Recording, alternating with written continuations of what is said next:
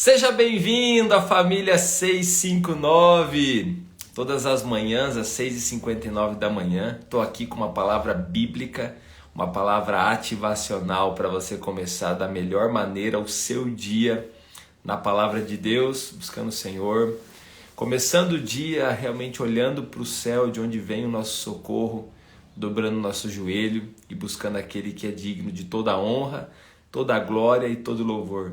Nesses dias a gente tem se debruçado sobre Neemias e esse contexto histórico de Neemias, esse tempo de Neemias, e buscado do Senhor direcionamento para aquilo que nós vamos e estamos vivendo. Buscando do Senhor direcionamento na sua palavra. Deus tem colocado aqui várias pessoas no nosso caminho que têm sido instrumentos de Deus na nossa vida, não é verdade? Quantas pessoas que têm nos abençoado grandemente, né, no tempo de reflexão aqui da palavra. E hoje não vai ser diferente. Nós vamos ter aqui junto com a gente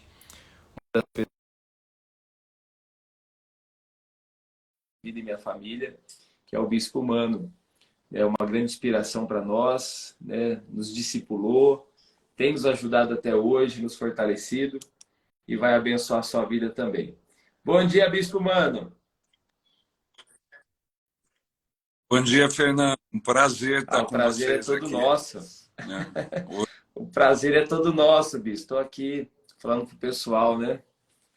A gente tem se debruçado aqui, eu tenho me dedicado esse tempo a ensinar as pessoas, ajudar as pessoas a estar aqui na presença de Deus, orando, buscando o Senhor, sempre dizendo que esse tempo não pode substituir o seu tempo pessoal com Deus, seu tempo individual com Deus, porque Deus tem coisa a revelar ao seu coração que não tem ao coração de mais ninguém, é para você específico. Mas nesse tempo de comunidade, nesse tempo de família junto, nesse tempo unidos aqui, o Senhor ele derrama a sua bênção, né? E sempre tem Deus trazido uma palavra de direcionamento para nós e tem sido muito especial.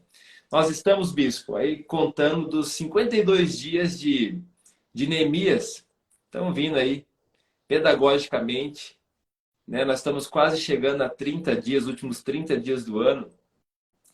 E eu tenho falado para o pessoal, a gente precisa terminar bem a nossa carreira, terminar bem o nosso ano e começar bem o próximo ano. Apesar de qualquer circunstância que a gente possa passar, mas nós precisamos aprender a começar e a terminar bem as coisas. E antes de passar aqui a palavra para o Senhor, eu quero só dar um bom dia aqui para todo mundo. Estou vendo aqui várias pessoas chegando, dando bom dia, muitas pessoas especiais. Está aí a Jéssica, lá na França, participando com a gente. Aí já é a hora do almoço. Acho que nós vamos lá para a França agora, que é a hora do almoço lá, bispo. Está na hora do almoço já, né? Outras pessoas queridas aqui. Bom dia para todos vocês. Uma honra muito grande ter vocês também junto com a gente aqui participando desse tempo devocional. E aí você faz aquilo de sempre. Você pega aí, vai nessa setinha aí, nesse aviãozinho de papel ali, ó, nessa setinha e você compartilha aí com seus amigos, 3, 4, 10, 20, 30. Vai lá uns 30 amigos mais ou menos, compartilha com eles esse tempo devocional, que eu tenho certeza que eles serão muito abençoados. Pastor Mano, uma honra muito grande ter o senhor com a gente, uma alegria muito grande mesmo. Quero que o senhor se sinta bem à vontade e ministrar o coração dessa família, o nosso coração. Em nome de Jesus. Amém. A minha expectativa lá de mulher, Minas Gerais, tirando sarro, que a live Aí, ó, ficou tá tirando pesada, sarro já. né? Não sei se tem a ver com o peso espiritual ou com o meu peso mesmo. Mas para nós é uma isso aqui, né? A expectativa era mais compartilhar, né? Eu já tenho falado isso aonde eu vou. Às vezes, quando eu cheguei aqui no Rio, né, você conhece, a gente promoveu aqueles cafés com os pastores, pastoras, como a gente fazia quando estava aí o pastoreio de pastores, a gente vai voltar a fazer, amigo. E daí eu marquei um horário de chegada. Ó, vai começar às 9 horas. Daí a galera chegou, alguns ficaram no salão, já esperando. E a galera no bate-papo lá no café, até que um que estava no salão chegou para mim e falou: Bispo, quando que vai começar? Eu falei: cara, começou quando você chegou, né? Eu falei, se você veio para cá na expectativa de só me ouvir, talvez você perca a maior parte do que Deus trouxe para compartilhar. Porque a Bíblia fala que Deus distribui os dons no meio do corpo, né? Então, quando você chegou, bate-papo com um, bate-papo com outro, usufruir, talvez as respostas que você precisa, você não vai receber da minha ministração. Você vai receber do corpo. Então, aqui, gente, eu vou falar, eu vou trazer a devocional, mas vai compartilhando aí, vai pondo aquilo que Deus fala no seu coração, às vezes nos comentários, né? Desde que você não fale do Corinthians nem do Palmeiras, às vezes no comentário é a resposta que aquele que está conosco, aquela que está conosco nessa manhã precisa, né? A gente não sabe, Deus distribuindo, e a gente sempre fala assim, o todo abençoa mais do que um, né? O todo abençoa, a não ser que esse um seja o cabeça. Quando o cabeça fala, o resto todo mundo para, né? Mas quando ele distribui entre nós, né? E para mim é uma benção, ouvindo você comentar da motivação com que você criou essa live às 6h59 da manhã, né? Para inspirar, para motivar, para começar o dia na presença de Deus, né? Que às vezes a gente vai na correria tão grande, quando vê já lascou, né? A gente esqueceu de abastecer para a jornada do dia, né? Eu não sei se você já passou por isso, ficar sem combustível no meio da estrada, né? Em Mandaguari eu tinha uma Kombi que era do inimigo, porque o mostrador de combustível dela era fruto de engano, né? Sempre dava um quarto a mais do que tinha no tanque, de verdade. A primeira viagem que eu fiz com a Kombi, eu descobri isso. Voltando, você conhece a região de lá também, né? A gente voltando em Conde de Pastores de Mandaguari, pouco antes de chegar em Jandaia, ficou sem combustível, né? Então, essa iniciativa de oferecer um combustível espiritual para a galera que está começando, nem todo mundo é disciplinado, né? De levantar e já fazer. Então, você ajudar as pessoas Obrigado, nisso, bispo. parabéns, Fernando. Parabéns pela iniciativa. Né? E também eu estava pensando aqui, ó, tem uma galera Com que voz conheceu a heróica. Kombi aqui. Gustavo, Gustavo Monteiro. Herói era quem viajava nela, amigo. Porque... Mas era desse jeito. Agora está aqui com você. Eu estava ouvindo você falar de Neemias, né? Que vocês têm compartilhado sobre Neemias. E Neemias é um dos líderes históricos, né? Então, compartilhar. Na verdade, a grande paixão da minha vida é Jesus, né? Eu vivo por ele, eu vivo em função dele. O objetivo da minha vida é conhecer um pouco mais que ele. 10 minutos, quando ele para falar comigo, ele fala: filho, vamos lá, vamos conversar, valeu o meu dia, né? Aquela história que um dia nos atos dele vale mais do que 1000, 10 minutos de conversa dele vale mais do que 24 horas de bem-sucedido no dia. Minha paixão é ele, minha paixão é ele, a descoberta por ele. Ontem eu estava falando, infelizmente, muitas vezes a aprendeu a viver um cristianismo sem o Cristo, né? A gente desenvolveu uma série de dogmas, uma estrutura, uns processos, e a gente acostumou a fazer isso, né? Eu brincava que durante um bom tempo eu nasci numa família evangélica, e durante um bom tempo minha experiência com ele era fruto do hábito, né? E não fruto do encontro real, né? Era fruto do hábito. A gente estava habituado todo domingo. Minha mãe levantava cedo, pré-preparava o almoço da galera, daí acordava a gente, arrumava a gente para a gente ir para a igreja. Daí, quando voltava da igreja, ela concluía e servia o almoço. Então, eu falo que o domingo da nossa família era isso: ir para o culto às 9 horas da manhã, que era o culto da Central de Curitiba Forte, a igreja de origem. Depois do culto, tinha a escola dominical. O culto acabava às 10h15, 10h30, logo em seguida começava a escola dominical. Daí a gente vinha para casa e comia o frango assado, a maionese, o macarrão e uma bebida aqui de Curitiba chamada gasosa, que é um equivalente, mas é melhor que a tal da tubaína. Então eu brinco que durante um tempo da minha vida, se faltasse o culto, alguma coisa tinha faltado no domingo. Mas se faltasse o frango assado, também alguma coisa tinha faltado no domingo. A minha experiência com Deus era igual o frango assado, era igual o macarrão. Era fruto do hábito. E eu tenho visto muitos cristãos hoje seguirem assim, se habituaram a ler a palavra, se habituaram a orar, mas a oração deles não é uma conversa, é uma rotina religiosa que eles aprenderam a desenvolver. Quando o desejo de Jesus era estabelecer uma comunhão com o povo, né? Então eu falo, o cristianismo nada mais é do que um relacionamento com o Cristo vivo. Então, às vezes a gente reflete demais sobre as coisas que o Yeshua falou e não para conversar com quem escreveu. Fala, Senhor, o que o Senhor queria dizer quando o Senhor falou isso? Era o que os discípulos faziam em particular, quando ele falava por parábola. E o que eu tenho visto hoje, muitas vezes, é o cristianismo sendo uma confusão louca, né? É o que eu falei lá no concílio. Nós temos cristãos sem valores bíblicos, sem o conhecimento profundo daquilo que Cristo ensinou, porque não tem o contato, não tem o relacionamento com Cristo para explicar. Então a gente fica viajando. É que nem os discípulos. Quando ele falou do fermento dos fariseus, é porque a gente não trouxe pão. O sentido é esse, daquele, né? E para mim, a questão de Neemias é muito jóia que você está citando, porque foi um líder que despontou. O texto de Neemias começa com ele falando que era copeiro do rei, né? Então é um líder, e para mim, em épocas de grande crise, líderes que a gente não imagina despontam do nada, pessoas que Deus vai levantando. Eu vejo assim, normalmente esses líderes não surgem da liderança religiosa estabelecida, né? Porque eu falo, muitas vezes os líderes que nós temos e que nós respeitamos, eles permitiram que a crise se instalasse sutilmente, né? A crise não vem de um dia para o outro, a crise vem como fruto de várias decisões erradas, né? Toma uma decisão errada aqui, toma uma segunda que se soma, uma terceira, quando você vê a confusão está instalada, né?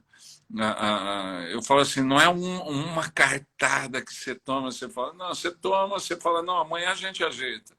Daí amanhã não ajeita, chega uma segunda, toma a segunda decisão errada, que já estava frágil pela primeira decisão, vem a segunda.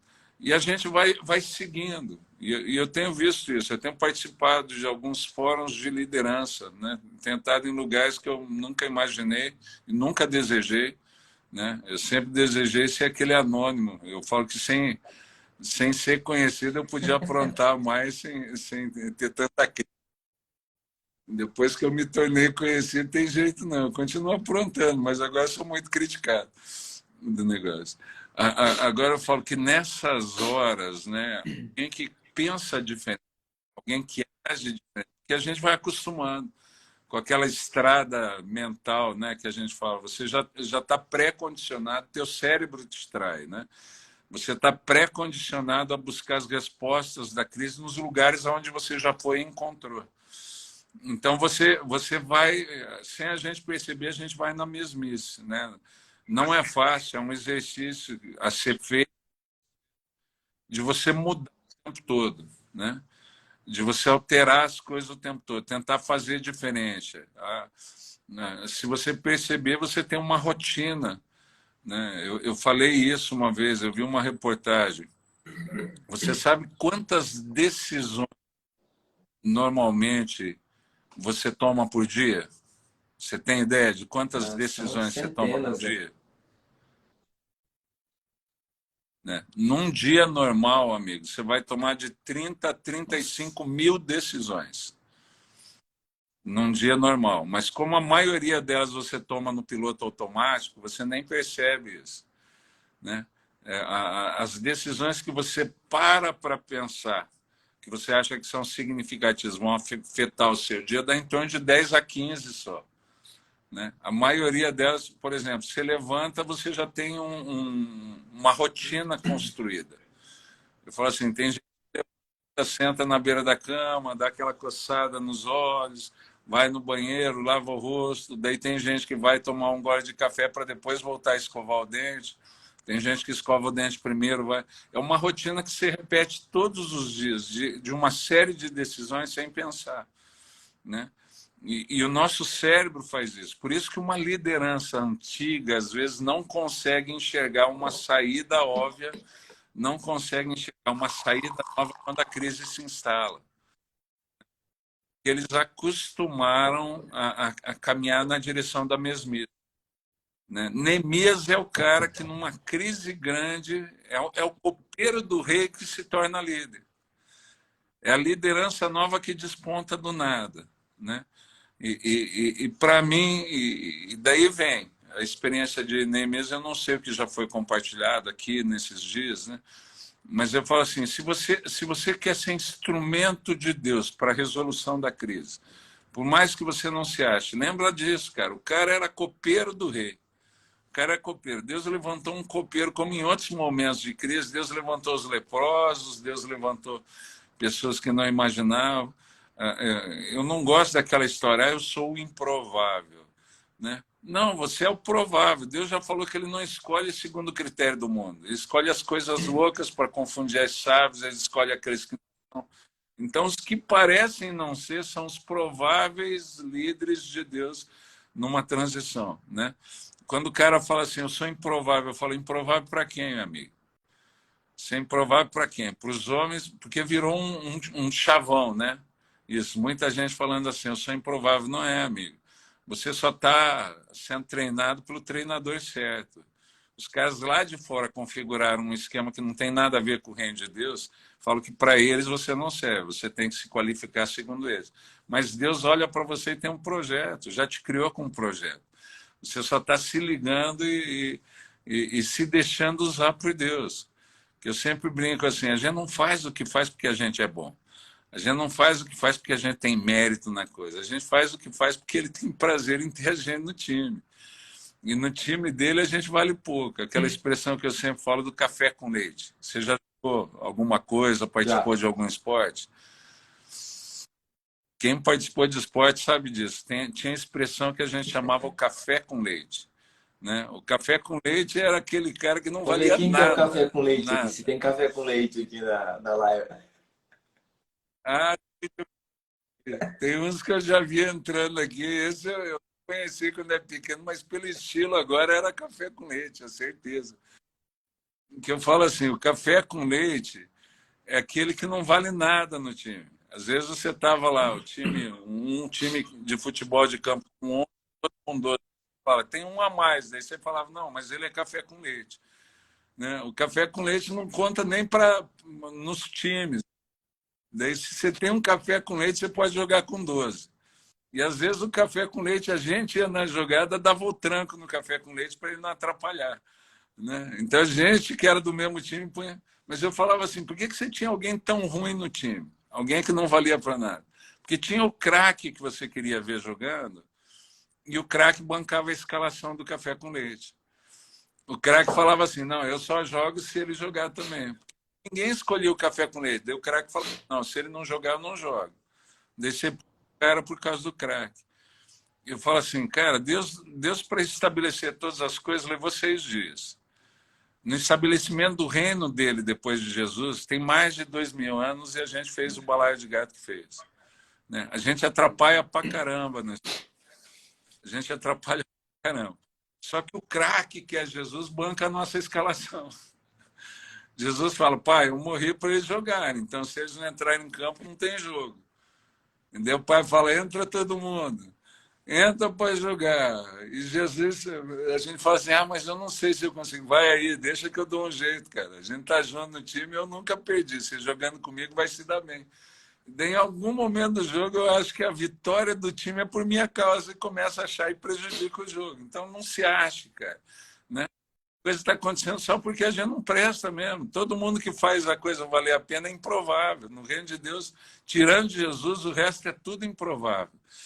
Só que aquela liderança que então eu falo isso, cara, não é uma liderança improvável que faz a diferença. Né? Não é uma liderança improvável que faz a diferença. Não é uma liderança qualificada que faz a diferença. Né? Neemias é o copeiro do rei. Podia ser o copeiro, podia ser o leproso, podia ser a mula que Deus usou para falar com Balaão, podia ser o galo que Deus usou para fazer Pedro se tocar. Né? Mas eu falo assim, para mim, quem são aqueles que Deus usa no tempo de crise? E a primeira coisa de Neemias que eu vejo, ele está lá, tranquilo, ele não tem aborrecimento, ele está no palácio. Por mais que ele tenha vindo do exílio, ele foi um dos que se deu bem. Na conquista de Jerusalém pelo inimigo, ele não morreu em batalha, ele viveu. E entre aqueles que viveram, né, ele foi escolhido para ser levado para a Babilônia. É um exilado, mas foi viver no palácio do rei. Tudo aquilo que servia ao rei servia a ele. Então ninguém quer uma vida melhor, né? É o que acontece no mundo. A gente tem muito escravo hoje no mundo, mas inclui de alguns Satanás permite que e eles acham que eles estão bem. Eles estão iludidos, estão bem. Neemias, apesar de estar no palácio do rei, usufruindo das melhores coisas, quando ele ouve falar do que está acontecendo com o povo, né? Quando ele ouve falar do relato do que aconteceu com Jerusalém depois do exílio, que ela foi totalmente destruída, a proteção da cidade, os muros estão no chão, quem mora na cidade não tem a mínima proteção contra nada. Não é só contra os inimigos, contra as feras do campo. Já pensou, amigo? Você morando numa região que tem animal selvagem, de repente sua filha sai para o lado de fora de casa para alguma atividade, um leão, um negócio pode pegar a menina, não tem proteção mínima, né? E ele ouve falar disso.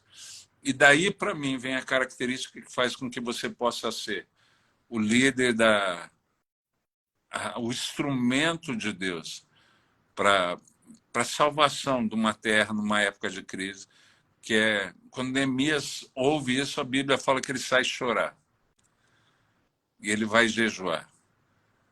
A Bíblia fala para mim que quando Jesus olhava as multidões, ele se compadecia delas, né? Então eu falo assim, quem não tem compaixão, quem não se importa, essa é a expressão que eu tenho usado, né? Quem não se importa nunca vai ser instrumento de cura e de restauração para ninguém, né? A Bíblia já profetizou que nós seríamos conhecidos, né? Está lá Isaías falando que nós seríamos conhecidos como os restauradores de ruínas das cidades assoladas de geração em geração.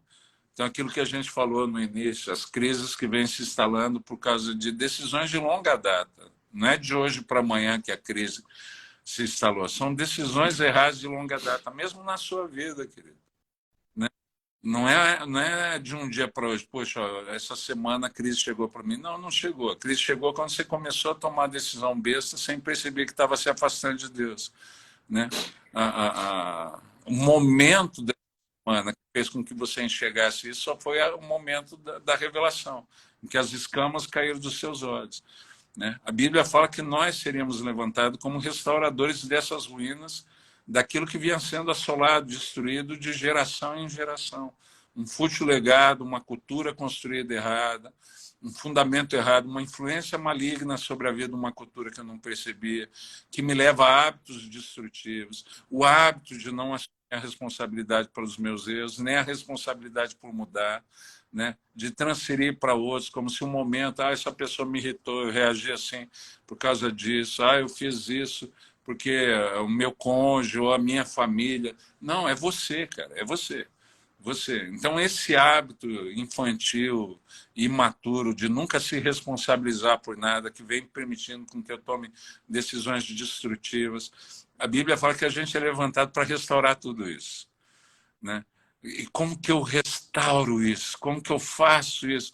Mas no nível que a gente chegou, puxa, as decisões são de tantos anos, às vezes a gente olha para tudo isso e eu falo assim, não tem como, eu não consigo lidar com a crise na minha vida, quanto mais ser um instrumento de Deus para a mudança da sociedade. O primeiro passo é dar importe. Se importe. Mas se eu me importar, eu fico angustiado, eu não sei o que fazer. Daí vem o segundo passo. Fala com quem sabe. Eu falo assim, a primeira coisa eu tenho que me importar, eu tenho que ter olhos, eu tenho que visualizar. Neemias está lá longe, no palácio, resolve fazer um jejum, resolve orar, pedir perdão para Deus. Ele se coloca no lugar sem ter pecado. Ele faz a expiação pelo pecado dele e dos pais. Quando ele se coloca junto. Quando eu falo assim, Deus, eu não tenho nada a ver com isso, mas eu quero ajudar o fulano. Deus fala, não serve. Você ainda não entendeu o básico da coisa. né? Só serve para ajudar a resolver a dor do outro, quem sabe onde a dor está pegando. Quem já passou pelo mesmo momento. Se eu não me coloco ao lado, se eu não me coloco com, eu não posso ser. Se eu não sou corresponsável, eu não posso ser usado como instrumento para a resolução da coisa.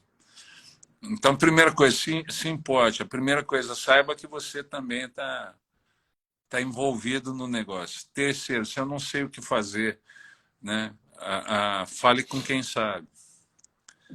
E Neemias vai falar com Deus. Neemias vai falar com Deus. A quarta coisa que eu aprendo com Neemias, cara, tem um planejamento prévio, mas não faça dele uma camisa de força, né? Hoje eu vejo muita gente que estabeleceu a questão do planejar, de ter um planejamento de sucesso, aprender a planejar bem como carro-chefe da coisa, né? Se eu vejo um povo cristão que é fera em planejamento e execução, é os Estados Unidos. Nos Estados Unidos, os caras são fera para planejar e para executar. Eles usam elementos que a gente aqui na América Latina não está acostumado a usar. Só que a presença de Deus se foi de muitos tempos que planejam bem, né? Deus não está mais lá. Então eu falo assim, cara, o planejamento não é decisivo. Deus com você é, né? Você tem a parceria de Deus com as coisas. É. Agora a gente precisa ter uma ideia do que a gente vai fazer, né? Eu falo assim, quando a gente entra em campo, você tem que saber pelo menos que você ataca para o lado de lá e para o lado de cá. Que seu objetivo é não deixar a bola entrar aqui e meter a bola no gol do outro. Planejamento mínimo você tem que ter. Uma compreensão mínima do que a gente está fazendo aqui. Porque às vezes a gente encontra gente que não entendeu, não está entendendo o que está. Né? O que eu encontro de cristão hoje, que está mais num viés de Antigo Testamento ou satânico, né? Ai, fulano pisou, olho por olho, dente por dente, ou minha é a ira, a vingança é do Senhor, ele vai retribuir, aqui se faz, aqui se paga. E ele já leu. Essa desgraça já leu na Bíblia que Deus tem prazer na misericórdia. Mas ao invés de ser misericordioso, seja misericordioso com ele. Mas com os outros ele quer justiça, né? E eu aprendi muito tarde. Eu já era pastor em Mandaguari, que a noção de justiça de Deus e a nossa é muito diferente. Depois que eu aprendi isso, aquela história do me faz andar pelas veredas da justiça mudou o conceito para mim. Quando o salmista fala, ele me faz andar pelas veredas da justiça, eu entendo hoje que o salmista está falando, ele me centra para eu entender a misericórdia, a graça e usufruir do bom pastor.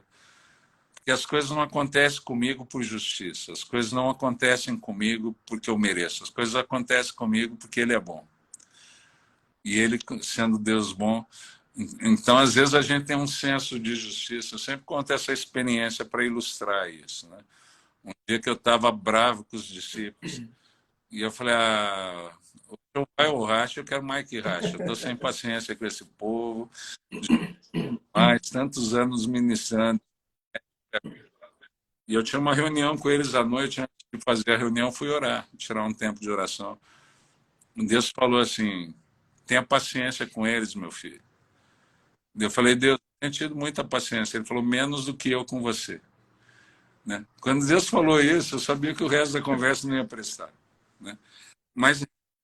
Mas para mim, isso é o andar pelas veredas da justiça. Quando Deus te faz ver a loucura que você está para cometer, né?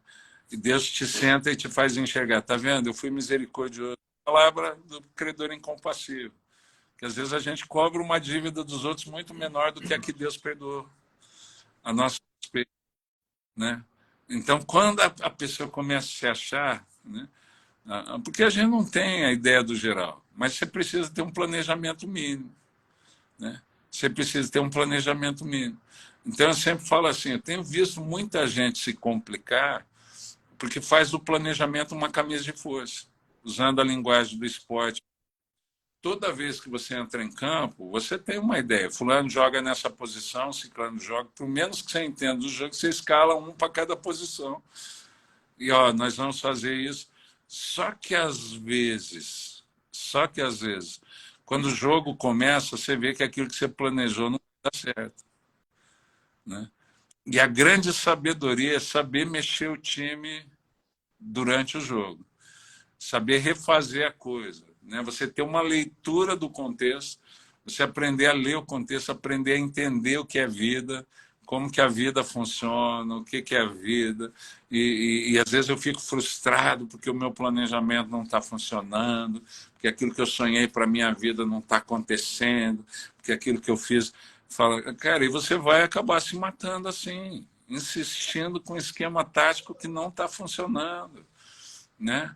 Está funcionando. Eu ouvi uma frase uma vez, de vez em quando eu falava, que você repetir as mesmas coisas, a não ser que seja uma rotina de exercício como esporte, que vai produzir resultado a longo prazo.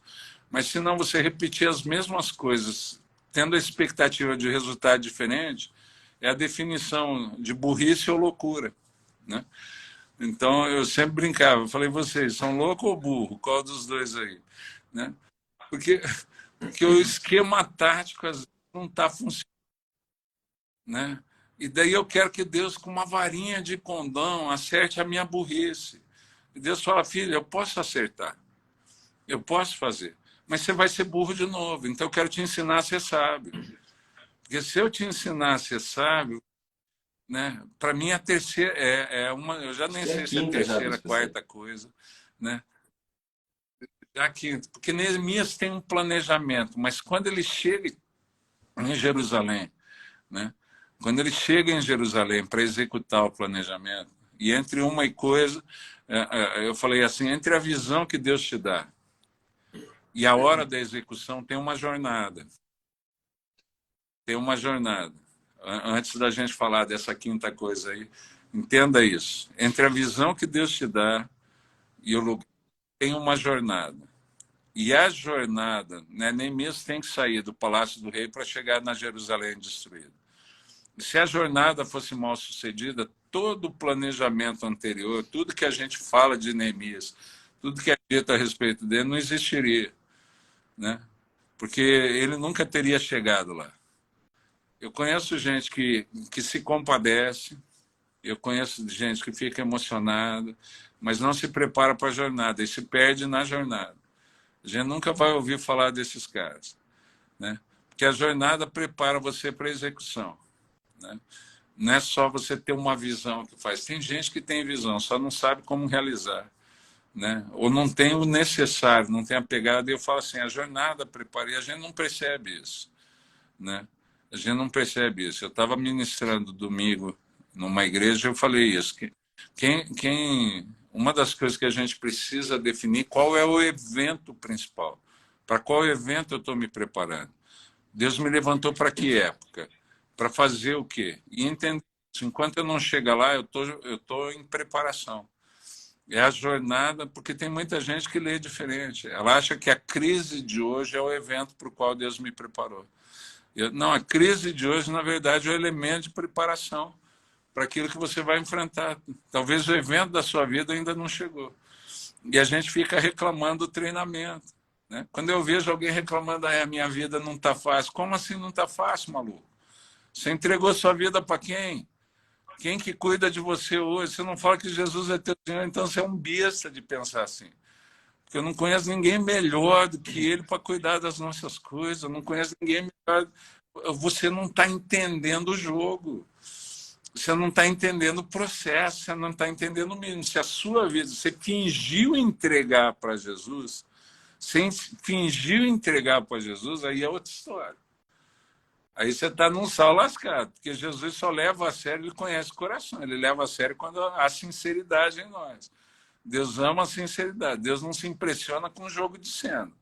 Se você fez jogo de cena, mas você quer continuar tocando sua vida, eu não consigo esperar, eu sou ansioso demais, se lasque, mata a sua ansiedade, né? Põe uma trava, como Provérbios fala para o glutão, você não consegue controlar seu apetite, né? Põe uma fechadura na sua boca, desgraça, né? Mas lida com a sua ansiedade para não descrasar o planejamento. E entenda isso, ele é bom, ele é sábio, ele é todo poderoso. Se eu ouvir a voz dele e me preparar para a hora certa, não tem como dar errado, né? Só que tudo isso é elemento de preparação. O técnico que sabe as minhas deficiências para a hora do grande jogo, ele vai agir me preparando para a hora do grande jogo, para me levar a superar as deficiências. E às vezes os desafios da jornada, os desafios do processo, onde eu vou aprendendo a lidar, às vezes é uma enfermidade que não permite com que eu me acomode. Eu preciso vir aos pés dele o tempo todo, nem que seja para chorar. Tem gente que só vem aos pés de Jesus para reclamar. Eu fico imaginando o pai, puxa vida, né? E o outro fala, pai, mas o senhor não vai dar um alívio? Eu bem que queria dar um alívio, como eu amo esse cara, como eu amo essa moça, tudo que eu queria dar um alívio, mas se eu aliviar, ele vaza, ele vai da minha presença. Então eu prefiro ter ele aqui sofrendo, mas estar no lugar onde a vida flui. Eu preciso ter ele aqui chorando, mas está aos meus pés. E de um jeito que ele não entende, eu posso ministrar a vida dele, eu posso tornar a vida dele diferente. Né? Ele vai. Então tem gente que não entendeu o óbvio, que a vida só flui ao redor de Deus, né? A vida só flui em conexão com o Pai. E ele acha que ele precisa de um upgrade para ter uma vida longe de Deus tranquila. Esse aí é um besta ainda. Então ainda vai passar um tempo da jornada para preparar para o óbvio, para entender o que é vida, né? Às vezes eu vejo gente que vem para mim e fala, como que o senhor está? Eu falo, eu estou tranquilo, estou bem. Mas tudo que o senhor passou, ou vem passando, eu falo, e o que tem, amigo? Isso é vida, é assim que funciona, né? Eu me sinto... Tem dia que a brincadeira dá errado. Tem dia, eu falei, a gente que brincou na rua, e eu encaro a vida desse jeito, como uma grande brincadeira, uma grande descoberta. Né? Eu só sou uma criança que envelheceu, os cabelos ficaram brancos, caíram, né? Mas eu estou descobrindo com Jesus, eu não conheço tutor melhor para me ensinar o que é a vida. Né? E ele está me guiando, está me levando, então é sensacional, onde eu vou ver as coisas falando numa perspectiva diferente, onde nessa jornada, até a gente chegar para a execução, Deus vai me preparar, vai me ensinar a ver diferente, vai me fazer acrescentar, e o objetivo final, cara, é que eu chegue à estatura de Cristo. Meu Deus, que projeto maravilhoso, né? Mas para eu chegar lá, tem que lidar com as meninices, tem que lidar com a... Né? E toda criança dá um tom sério para o seu sofrimento. Né? Se você brincar com a criança que está chorando, ela fica emburrada, ela sai. Que a gente tem de adulto emburrado, que não percebeu que está agindo como criança, que acha que ninguém dá trela para as crises do seu dia. Vai ser besta, cara. Olha quem está contigo, cara. Olha quem anda contigo. Anda com Deus. Para de dar esse tom, para de ser criança, para de revelar para os outros. Vai para Jesus, deixa ele resolver o que você estragou. Põe a coisa, vamos em frente. Né? Então, nesse período da jornada, entre a visão e a execução, porque se você não for preparado durante a jornada, na hora de executar, você vai fazer um projeto ruim. Você vai tocar um projeto ruim. Não vai tocar no nível padrão Reino de Deus. Né? Padrão Reino de Deus é top, mas você precisa ser preparado na jornada. Quando Neemias é preparado, ele chega lá. Né? Ele chega lá, ele tem um planejamento prévio, mas ele vai ler o entorno. Né? A Bíblia fala que ele levanta de madrugada, sem falar nada para ninguém, né? E daí vai dar uma olhada nos muros, vai dar uma olhada no que está acontecendo, né? E ele deve ter refeito o planejamento dele. Opa, eu achei que precisava, aqui não precisa tanto, mas aqui a coisa está feia. Né? E daí, depois de ter uma leitura do entorno, né? A gente estava brincando com isso. Eu falo, cara, hoje que está em voga é o tema paternidade. Todo mundo está ensinando paternidade. Eu acho que tem que ensinar. A gente está vivendo na época que a gente tem que aprender a ser filho de Deus. Mas daí eu estou vendo um congresso, cara, organizado. Né? Eu estou vendo um congresso organizado por um grupo de pastores que são bênçãos. Mas os moleques estão com menos de 5 anos de ministério. Os moleques estão aprendendo a ser filho. E resolveram trabalhar a paternidade com os outros. Eu falei, mas quem que vai ensinar a paternidade, desgraça? Os caras não sabem nem ser filho ainda, vão ensinar a ser pai. Então eu vejo assim, tem muita gente querendo antecipar, não leu o entorno, só pegou o planejamento e vai lá divulgar. E a gente que fala com convicção. E às vezes a gente tem tanta carência de gente que ajude a gente a restaurar as ruínas, que tem gente topando líder que não foi preparado, né? Não errou, não viu que eu ainda preciso acrescentar. Então, que nem a galera fala assim, o seu sermão, né? A sua palavra, quanto tempo o senhor demora para preparar? Eu falo, daí depende, essa última. Falar essa última palavra, 55 anos. Foi o tempo que eu demorei para aprender o que eu estou passando para você aqui. Agora, para organizar esse negócio, algumas horas. Agora, o próximo, eu vou levar 56, 50, que é fruto de uma vida de teste. Então, a gente tem uma ideia prévia que eu espero melhorar. Né? A gente tem uma ideia de como as coisas acontecem, que olhando o entorno da minha vida, eu espero melhorar. Eu espero que Deus me dê graça para fazer isso melhor daqui a um ano, ajudar a resolver as crises, ajudar os outros a superar as crises com mais leveza, com mais facilidade, sem ficar tão pesado. Né? Neemias vem e apresenta pensa comigo, Fernando. Os caras estão destruídos. Os caras estão destruídos. Né? Foram conquistados, os muros foram derrubados. Os caras estão vivendo uma guerra. Né? Imagina, né, a motivação em baixa desses caras, -2. O nível de motivação dos caras é -2. Se tem alguém se sentindo depressivo, é Gideão e esses caras. Né? Eu sempre brinco com o Gideão que quando Deus vai falar com o Gideão, ele fala, eu sou da menor tribo. Ele fala, vai nessa, que força, vai nessa força. Eu sou da menor tribo, eu sou o menor na casa do meu pai. Né? Ele está falando, depois do último, ainda estou em terceiro lugar. E tem gente que se sente assim. Para mim, o ânimo dessa galera de Jerusalém está desse jeito. E Neemias consegue motivar esses caras.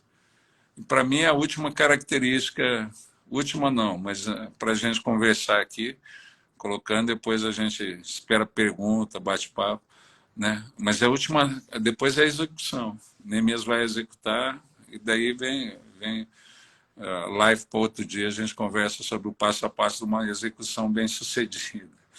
Né? Mas Neemias vem e pega essa galera, que para mim é a galera da caverna de Adulão. Né? Os endividados, amargurados, de espírito, sem motivação, sem esperança nenhuma. Neemias pega essa galera, que se permitiu ser espoliado, chegar nesse nível, e compartilha com eles um negócio. E a Bíblia fala que eles se animam. Né? A motivação, e eu falo assim, cara, quem quer liderar numa época de crise tem que ter a graça de motivar as pessoas que não têm motivação nenhuma. Você tem que ter a graça de fazer quem vem de uma série de derrotas a acreditarem. Né? Essas pessoas que já falava assim, são os caras que permitiram que a destruição chegasse, esses caras estão se levantando para a execução. Né? E não compartilhar, amigo. Quem que muda a vida dos outros, não compartilhar. Né? E essa é a graça que Deus nos dá. A Bíblia fala que Ele nos deu o ministério da reconciliação. Então a gente tem uma graça para motivar os outros que a gente não imagina. Mas isso começa na gente. Ninguém que seja mal motivado vai motivar alguém. Ninguém que não tenha aprendido a lidar com as crises da sua vida e não saiba encarar com alegria e disposição as crises da sua vida vai motivar os outros a enfrentar as crises da vida deles. Quem não aprende a recomeçar quando a coisa der errado, né? E eu sempre falei isso, eu falei, cara, num dia bom de brincadeira a gente chegava estrupiado no fim do dia. A gente chegava sem o tampo do dedo, todo ralado, né? Todo, né? Mas no dia seguinte você estava na rua de novo para tentar outra vez, cara. Sei, agora eu aprendi até o dia que dava certo. Aquela manobra com a bike, né? Aquela manobra com o skate, que dava certo. Né? Daí você falava, uau, a partir dali machucava menos, mas você tinha as marcas. Então eu falo, vida é isso, cara. Quem quer ser relevante na mão de Deus, até a gente aprender a ouvir com clareza, a gente vai ter marca. Mas a hora que a coisa funciona, você fala, uau. Né? A hora que a coisa funciona, você fala, cara, que joia. Né? Eu cansei de receber pessoas que falaram assim, você já pensou em parar? Até pastores chorando meu, né? Falaram, aconteceu isso com o senhor já pensou em desistir? Eu falo, quando? Última semana, 5 vezes. Né? O último ano, eu acho que dos 365 dias, uns 360, porque teve 5 dias que eu não pensei. Todo dia que eu penso em parar. Só que no Ministério Pastoral eu sigo há 34, né?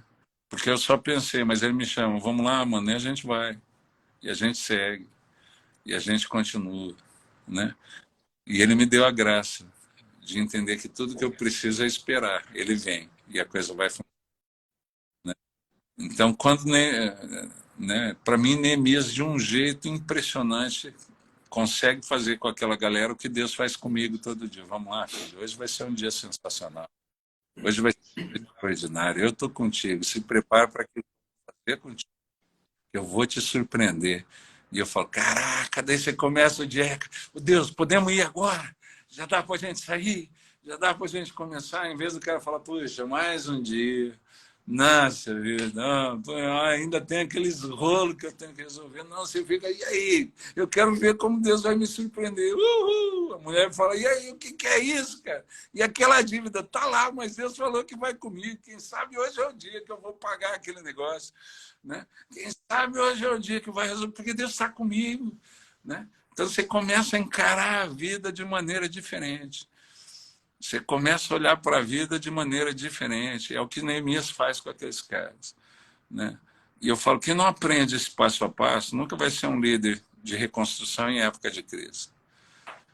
Quem não aprende esse passo a passo, antes de você executar um projeto, você tem que se habilitar para ser o líder que pode.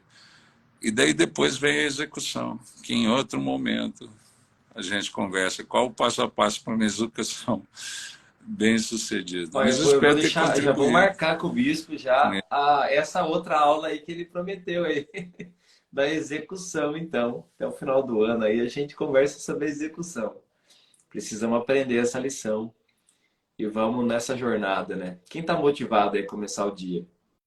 Quem está motivado aí a ouvir a voz de Deus, responder a esse chamado do Senhor e dizer, Senhor, nós estamos aqui.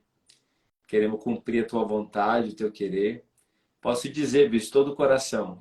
Essa palavra me edificou muito essa manhã e eu quero corresponder a esse chamado de Deus. Senhor, estou aqui.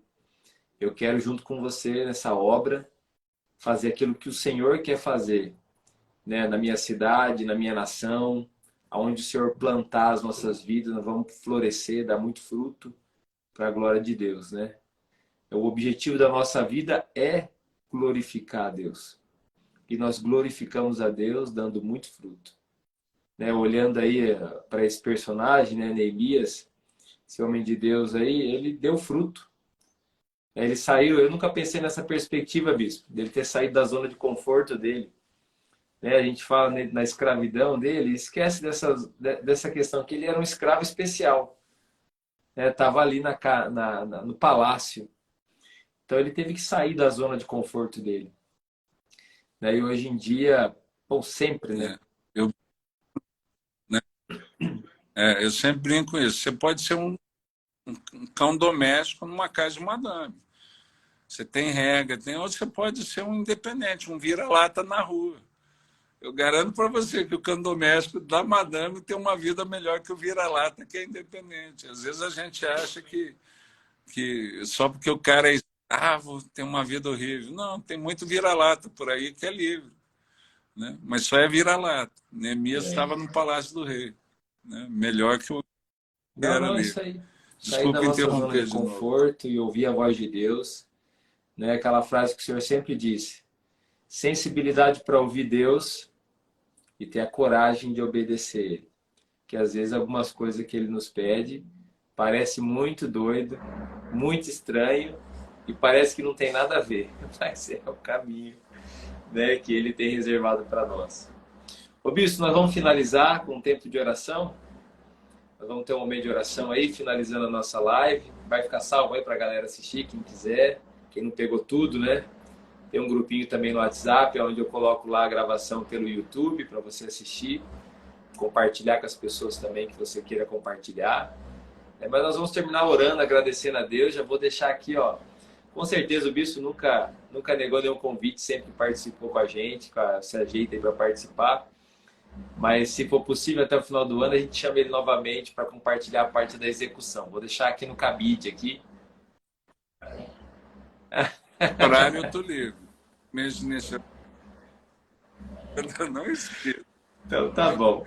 Bispo, ora por nós. Ora aí, tem várias pessoas que participam aqui com a gente de algum tempo. Tem pessoas que estão lutando contra câncer. Tem pessoas aqui que estão, né, sempre compartilhando alguns pedidos de oração, assim, algumas situações graves que eles têm enfrentado. A gente tem se fortalecido na fé. São pessoas que estão aos pés de Jesus, entendendo o processo e orando e crendo no milagre de Deus. Tenho certeza que essa manhã também será uma manhã de milagre na vida dessas pessoas.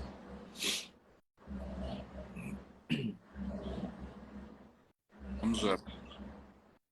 Pai amado, nós nos alegramos de poder estar aqui com os teus filhos e filhas.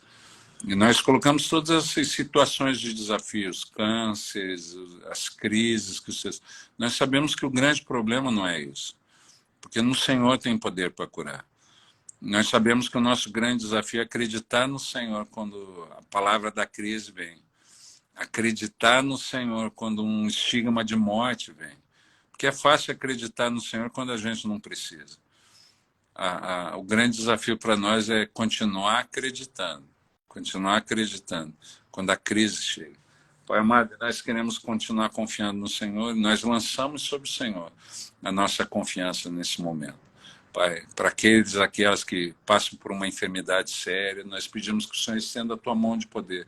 E de um jeito que nós não compreendemos, mas já vimos o Senhor fazer tantas vezes, o Senhor traga a cura, o Senhor traga a saúde. Nós queremos abençoar os nossos irmãos e irmãs com cura, em nome de Jesus. Independente de qual seja a enfermidade que eles apresentem diante do Senhor. Uma enfermidade simples ou uma muito complicada.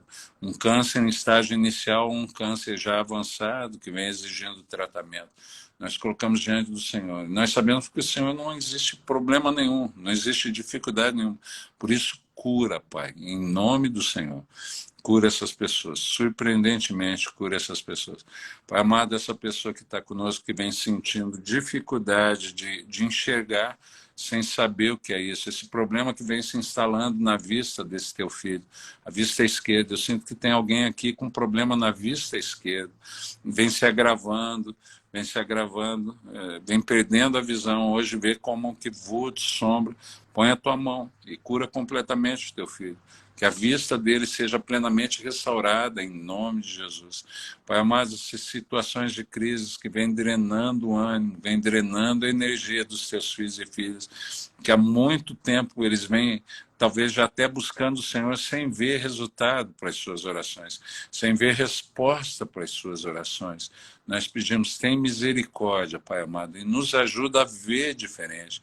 Nos ajuda a ver diferente. Às vezes nós estamos ali, o poço está do lado, e a nossa emoção, a nossa carga emocional não permite que nós vejamos a solução. Fala com os teus filhos e filhas nessa manhã. E abre os olhos para que eles possam perceber a solução que já está ao lado, que o Senhor já providenciou. E tenham coragem para se mover, tenham coragem para agir, tenham coragem para fazer aquilo que o Senhor propõe. E assim experimentem a resposta. Nós te louvamos porque o Senhor é o Deus bom, nós queremos afirmar nossa confiança na tua bondade. Nós te louvamos porque o Senhor é o Deus que se importa conosco. Nós queremos afirmar nossa confiança no teu cuidado. Nós pedimos que isso seja estendido a cada um dos teus filhos e filhas. Fortalece a fé dos teus filhos e filhas. Nós os abençoamos nessa manhã em nome do Senhor. Em nome do Senhor. Amém, Bispão. Eu agradeço Amém, muito Fernando. aí a disposição do Senhor de estar junto com a gente nessa manhã. Amém. Deus tem me usado muitas vezes, até para confirmar e fortalecer. Ele elege um sinal. Entre tantos que ele faz, ele elege um sinal para que fique. E nessa manhã, enquanto eu estava orando, eu senti que alguém com problema na vista esquerda vai ser curado e esse é o sinal. Então, se você procurar, depois compartilha com o pastor Fernando, só para fortalecer a Amém. fé de quem estava nessa manhã. Amém. Tá Amém. joia? Pessoal, eu tenho Deus aqui, ó, abençoe. junto com a gente, o pastor Mano tem 2 livros publicados. Um eu já li, o outro eu não li ainda. Já vou começar a leitura, que eu peguei ele agora. Um é Resolva com Deus. Já li algumas vezes esse livro já. Algumas vezes tive que resolver com Deus. Estou ali aprendendo várias lições. E o outro é o Vida Sobrenatural. É sobrenatural, né, Bispo? O título? Sobrenatural? Uma, Uma vida uma sobrenatural que vida Deus preparou. sobrenatural. Eu vou divulgar no meu Stories título aí. Se você tiver interesse, você manda uma mensagem para nós ou até direto para o bispo aí. E a gente encaminha para você, para sua família, para sua igreja. Só fazer contato com a gente e a gente distribui o material, tá bom? Deus abençoe a todos. Tenha um ótimo dia. Bispo, um abração para a família aí. Deus te abençoe. Prazer.